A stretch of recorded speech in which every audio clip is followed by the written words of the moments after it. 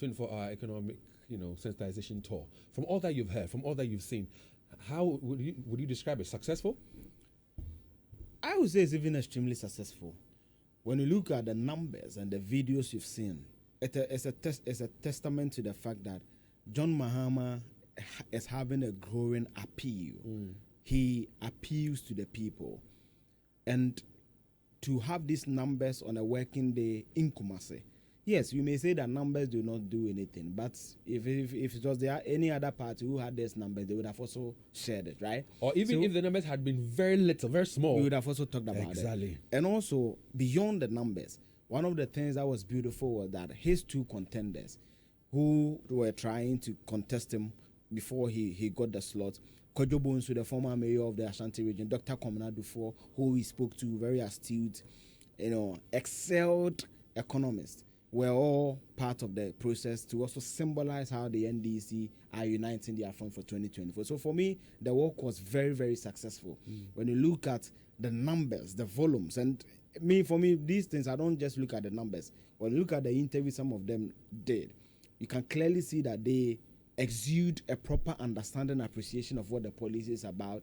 They understand the viability of it. They understand the nuances that brings that policy together, and how some of them even were proffering alternative policy solutions.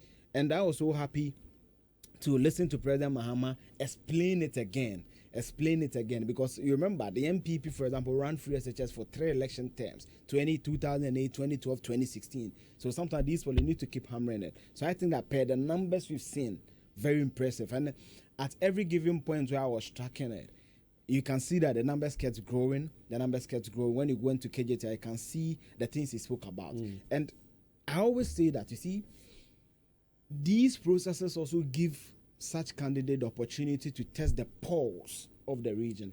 And yesterday, Dr. Akufo-Addo said something. He didn't say it, but he said something on Insha. The Ashanti region has about 3.3 million. With Ghana, we don't normally have 100% votes. People going to vote. So when let's even say, and he said that the NDC is targeting 1 million of that. Now, when you even say we have 75% turning out to vote, right?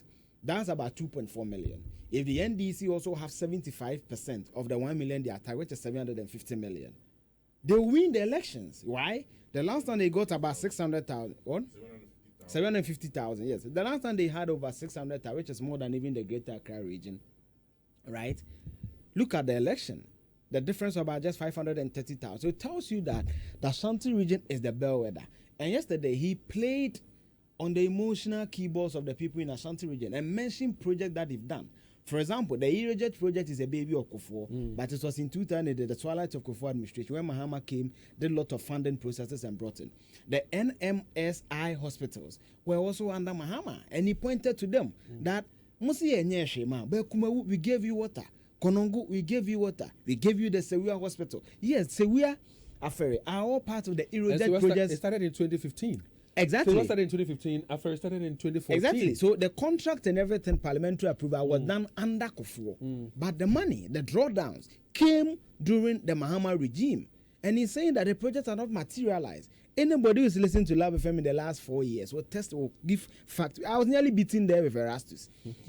To date, Sewia has not been operationalized. Yeah. To date, Afari has not been operationalized. They've done Tepa, they've done Konongo. Formina is ready, waiting to be commissioned. The last time I spoke to Dr. Nsi Asare, Kumewu has also not been done. Bekwai, and let me just say this clarification. People normally confuse Bekwai Hospital to be part of the NMS or the Irrigate. They are not. The Bekwai Hospital you have today was started by the Champon regime.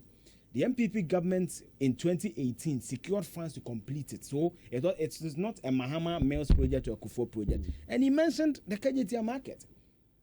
Undoubtedly, it is the biggest infrastructure project. Maybe after Bonkra will be done, then Bonkra will take that place. But to date, the biggest Bonkra. But to date, the biggest project we know in terms of monetary money that have been sunken is the KJT market. If not Mahama, we will know where you'll be trading. So the things he mentioned and the things we've heard him say on the road, these are things he've done. It is also incumbent on the MPP today to go back to the people and say that when we came, yes, he said we are a 4 years here, yes, he said we are lighting you 4 years here, and mention. And David, I will say on any day, when you want to measure what the NDC have done in Ashanti region under Mahama to the MPP, it's a mismatch. It's a fact. And you see, the NDC are being strategic because it's a cliche the voter region will vote for the NDC. It's a deja vu, or it's a known fact, whatever, that the T region will vote. But they want to make inroads in the Ashanti region because, David, when you pick the data and you sit back, what they've done, take KJTR phase 2. And I keep saying that with no scintilla of doubt, if it was Kojo Bones was still the mayor and Mahama as president, KJTR phase 2 would have been completed long ago. And you know the things that they've even brought to the Ashanti region, don't let's forget the Ratri Park. Exactly. I remember the Ratri Park when it was completed with the fountain, the dancing, colorful fountain. Exactly. And I say, the MPP, the thing they will mention that we've done roads. Fact. No government have done roads. No government fixed roads when they came. They will say, that's why I keep using the word monumental. And he talks about the phase 2 or the completion of the airport as well, the airport terminal. They contributed. The last time I took you through the histories, what every government have contributed to the airport. Even the airport today, Otunfo himself said that's not completed. Yeah. So that's why I keep saying monumental. But what have you done? But again, one thing I'm excited about is the fact that he talks about that. He mentioned that if he should win the 2024 elections, he's not going to continue or start any new project. He's going to ensure that he looks for money, complete all uncompleted or all abandoned projects before he goes into new ones. And I think that is it's a good move. You know why he's doing that? That's prudence. Yes, you are coming to inherit an economy at the IMF.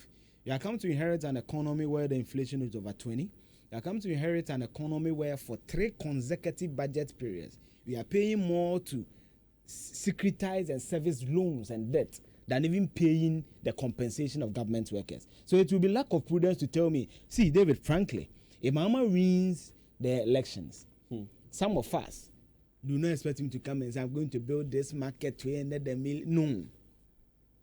His legacy will be that he was the president who came and the numerous infrastructure projects that were abandoned, at least put them in function. David, the last time we went to pick our producer out in Shabenad, there's a cheap compound just at Tikrum around the cemetery, David. And what we say, I have no doubt that the pregnant women in Tikrum, if that facility is put together, yenya nurse ni ba kubi, midwife ba kubi tewa, at least obe fantinenta aba menshia, and aba KNS hospital, they can go there, and they will save some form of transportation. You see, I like this Mahama campaign. You know that I've been critical about the NDC a lot when it comes to these things, but I like what the things he's saying. No highfalutin ideologies. No coming to do anything big in terms of infrastructure. Get us the fundamentals. And what are the fundamentals? There are a lot of things that we've touched and we've abandoned. With no scintilla of doubt, the MPP cannot commission National Cathedral. No, it's not possible. Meanwhile, we've sunk 400 million Ghana cedis in the hole. That hole, David, we need to find a way to make it prudential. I say prudential, profitable. David, another thing. The NPP, in no way, even the one they commissioned here, that Agenda 111, I think Kofi can remember, where is the town they commissioned Agenda 111, the one for symbolism in Ashanti region. They've not done it. They promised 18 months. It's going to 3 years. They've not done it. So there's no way all the Agenda 111 facilities will be completed. So when you come, the ones that has at least started, try and put it in a shape where the people will benefit from. Because, David, for example, when you build 6 interchanges in Ashanti region, I've always said this, it's good. Flow of traffic, improve commerce, transportation, and everything. But you see, my friend in Mansour Dubia just won the Mansour Dubia clinic to have a stationed nurse there who can run 247 and a quarter and not close at 9. So that when a pregnant woman is in labor at 9, they will not travel on the back of a motorbike from a Dubia to Agroyosum to a hospital. So it is the basic things. And I like how Mahama is going by this campaign. And of course, if you like the way he's going about this campaign, if you listen carefully to the conversation we had with